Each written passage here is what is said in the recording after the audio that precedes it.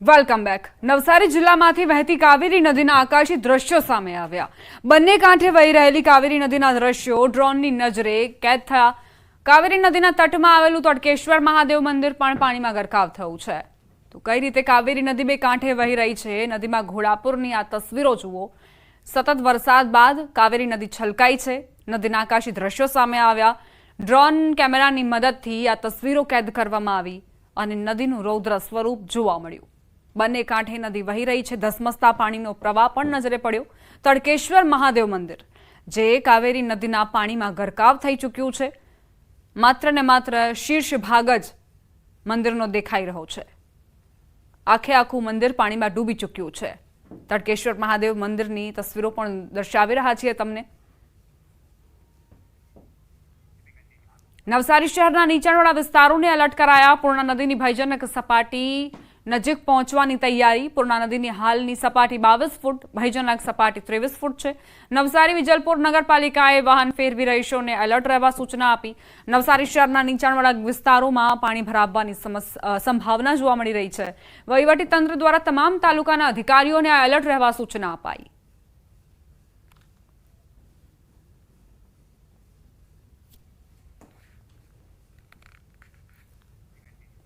નવસારી બિલીમોરાના કુંભારવાડા વિસ્તારમાં વરસાદી પાણી ફરી વળ્યા। ઉપરવાસમાં પાણીની આવક વધતા રહેણાંક વિસ્તારમાં પાણી ભરાયા। લોકોને ઘરોમાં પાણી ભરાતા મુશ્કેલી વધી ગઈ। નવસારી જિલ્લામાં ભારે વરસાદના કારણે નવસારી જિલ્લાની અંબિકા, કાવ્યા અને પૂર્ણા નદીઓ તોફાની બની છે। ઉપરવાસમાં ભારે વરસાદના કારણે કાવેરી નદીમાં ઘોડાપુરની સ્થિતિ સર્જાઈ છે। લોકોના ઘરો પાણીમાં ગરકાવ થઈ ચૂક્યા છે। નીચાણવાળા વિસ્તારમાં આવેલા 50થી વધુ ઘરોમાં પાણી ફરી વળતા ફાયર વિભાગના જવાનો તંત્ર દ્વારા મહેનત કરીને તમામને રેસ્ક્યુ કરવામાં આવ્યા છે।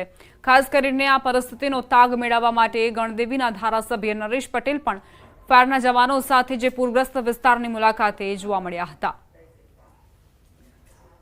ઉપરવાસ સહિત નવસારી જિલ્લામાં ભારે વરસાદને કારણે નવસારી જિલ્લાની અંબિકા, કાવેરી અને પૂર્ણા નદીઓ ગાંડીતુર બની છે અને ખાસ કરીને કાવેરી અને અંબિકા નદીના જળસ્તરમાં વધારો થવાને કારણે નવસારી જિલ્લાના બિલીમોરા શહેર પાસે આવેલું જે દેસરા ગામ છે, દેસરા ગામ પાસેના જે ઘરો છે પાણીમાં ગરકાવ થઈ ચૂક્યા છે। અડધા ઉપર ઘરો જે છે પાણીમાં ગરકાવ થઈ ચૂક્યા છે અને ન્યૂઝ 18 ગુજરાતીની ટીમ ખાસ આ ફાયર રેસ્ક્યુ જવાનો સાથે આજે તમામ જે વિસ્તારો છે વિસ્તારોની મુલાકાત જે ફાયરના જવાનો લોકોનું રેસ્ક્યુ કરવા જઈ રહ્યા હતા ત્યારે ખાસ સાથે જે પરિસ્થિતિનો ચિતાર મેળવવા આગળ પહોંચી હતી અને આપણી સાથે જે ફાયરના જવાનો છે એમની સાથે વાત કરવાનો પ્રયત્ન કરીશું। કેટલા લોકોનું રેસ્ક્યુ કરવામાં આવ્યું હતું, હાલની શું સ્થિતિ છે? 10 થી 12 લોકોનું રેસ્ક્યુ કર્યું છે આપણે દેસરા કુંભારવાડમાંથી અને આજુબાજુના વિસ્તારમાંથી। હજુ ઘણા લોકોને એલર્ટ કરી દીધા છે કે પાણી વધે છે એ માટે તમે તત્કાલ એલર્ટ રહેજો કે જ્યારે બી આવવાનું થાય તો તમને લેવા માટે તરત આવી જશું। પાણી હાલનું પાણી વધે છે। ઉપરવાસમાં વરસાદ વધારે હોવાના કારણે પાણી વધતું છે। હજુ ચોક્કસથી ફાયરના જવાનો દ્વારા જે દેસરાનો વિસ્તાર છે ત્યાંથી 15થી વધુ લોકોનું રેસ્ક્યુ કરવામાં આવ્યું હતું અને ખાસ ચીખલી તાલુકાના રાનકુવાના જે 4 વ્યક્તિઓ પાણીમાં ફસાયા હતા એમને પણ રેસ્ક્યુ કરવામાં આવ્યું છે। અત્યાર સુધી 50થી વધુ લોકોનું રેસ્ક્યુ આ ફાયરના જવાનો દ્વારા કરવામાં આવ્યું છે અને સાથે જ હજુ પણ અંબિકા અને કાવેરી નદીમાં જે રીતના હવે નજર કરીશું ટોપ 3 ન્યૂઝ પર।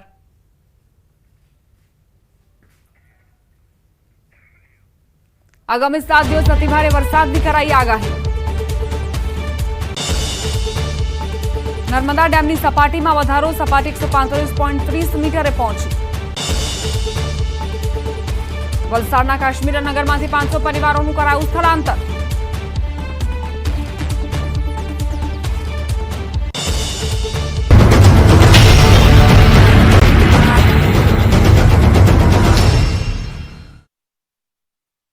इसमें 7 દિવસથી વરસાદે ધડબડાટી બોલાવવાનું શરૂ કર્યું છે।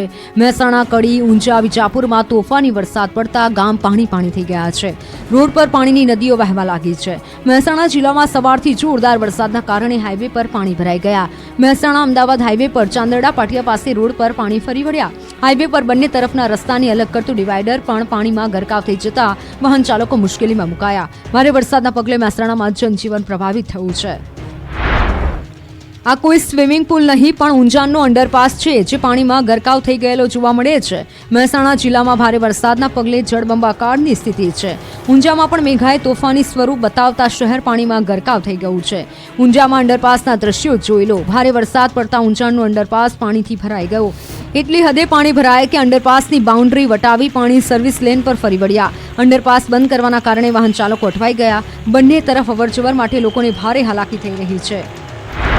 તો ઊંઝાના અન્ય વિસ્તાર પણ બેટમાં ફેરવાયા. નીચાણવાળા વિસ્તારોમાં પાણી ભરાતા લોકો પરેશાન થયા, પણ જરૂરિયાત સમયે જ વરસાદ પડતા ખેડૂતો ખુશ થયા છે.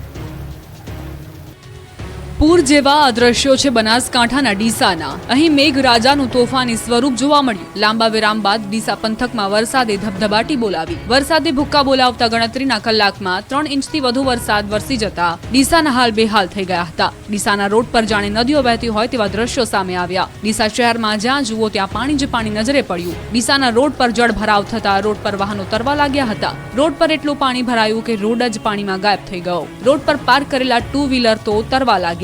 કારના વ્હીલ ડૂબી ગયા. કેટલીક કારમાં તો પાણી અંદર ઘૂસવા લાગ્યું. ડીસા પાલનપુર નેશનલ હાઈવે તો પાણીમાં ગરકાવ થઈ ગયો. પાણીનું સામ્રાજ્ય છવાતા રોડ પર વાહનોની રફતાર થંભી ગઈ. કાર ચાલકોએ સ્થળ પર જ કાર મૂકી સુરક્ષિત જગ્યાએ ખસી ગયા. નેશનલ હાઈવે પર પાણી ભરાતા વાહન ચાલકો મુશ્કેલીમાં મુકાયા. જનજીવન પ્રભાવિત થયું તો ભારે વરસાદથી ખેડૂતો ખુશ થયા. તો ડીસામાં ભારે વરસાદથી અનેક વિસ્તાર બેટમાં ફેરવાયા. ભારે વરસાદના પગલે શહેરના ધોળિયાકોટ વિસ્તારમાં પાણી ભરાયા. ધોળિયાકોટ વિસ્તારમાં આવેલી અનેક સોસાયટી પાણીમાં ગરકાવ થઈ. રસ્તા ઉપર વરસાદી પાણી વહેતા થયા. ધોળિયાકોટ વિસ્તારના રસ્તા ઉપર પાણી ભરાતા સ્થાનિક મુશ્કેલીમાં મુકાયા છે. લોકોના ઘરમાં પાણી ઘૂસવા લાગતા લોકોની ઊંઘ હરામ થઈ ગઈ છે. રોડ પર ઘૂંટણ સુધીના પાણી ભરાતા જળ કર્ફ્યુ જેવો માહોલ સર્જાયો. ખેડા પંથકમાં પણ મેઘરાજા સવારથી મહેરબાન થયા. ખેડા, કપડવંજ, ડાકોર અને ઠાસરામાં મેઘાએ સવારથી જ તોફાની બેટિંગ કરી હતી. ઠાસરામાં મેઘાનો એવો ઠાઠ જોવા મળ્યો કે રોડથી લઈને બધું જ પાણીમાં ગરકાવ થઈ ગયું. આખું ગામ બેટમાં ફેરવાયું. ઠાસરા તાલુકાના પોરડાથી અમૃતપુરાને જોડતો માર્ગ પાણીમાં ગરકાવ થઈ ગયો. આ પરા વિસ્તારમાં અંદાજિત 50 થી 60 ઘરો આવેલા છે. મુખ્ય માર્ગ પર વરસાદી પાણી ભરાતા આ તમામ લોકોને ઘરમાં જ પુરાઈ રહેવાની ફરજ પડી. લોકોને કમર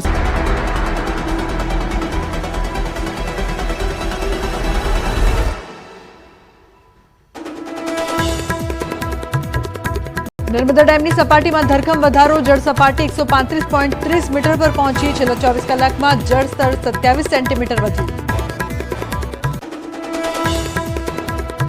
રાજકોટમાં ધોધમાર વરસાદથી પાણી. લોકમેળામાં ફરી વળ્યા પાણી. રાજકોટવાસીઓની મજા બગડી. પાવાગઢનું કુદરતી સૌંદર્ય 16 કળાએ ખીલ્યું. પર્વતની ચોતરફ ઝરણાઓ વહેતા થયા. પાતાળ તળાવ પણ ઓવરફ્લો.